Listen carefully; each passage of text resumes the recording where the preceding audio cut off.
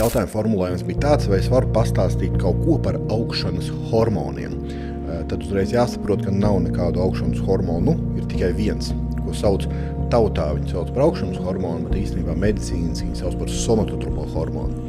Un kas tas ir hormonu un ko viņš mums dara? Tas ir hormons, kas izstrādājas visiem cilvēkiem dabīgi, izstrādājas viņš nakts laikā, ko viņš dara. Viņš atbild par to, kā mēs atjaunojamies, gan par to, kā atjaunojas nervu sistēma, gan par mūsu muskuļu augšanu, gan par tauku dedzināšanu, gan par to, kā atjaunojas mūsu nagi, mati, āda, arī par kaulu blīvumu.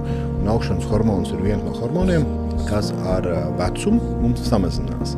Un tas, ka augšanas hormons mums samazinās, īstenībā ir viens arī no novecošanas iemesliem, kuras vēl daudz un dažādi, bet cilvēkam augšanas hormonu līmenis ir augstāks, viņi noveco lēnāk, viņi arī saglabā ilgāk labu fizisko formu, viņi jūtās ikdienā labāk, un tāpēc augšanas hormons ir arī, tieši tāpēc kā testosterona aizstāja terapija, ir arī augšanas hormons. Es nezinu, vai to sauc par augšanas hormonu aizstāja terapiju, bet katrā ziņā augšanas hormonu terapiju.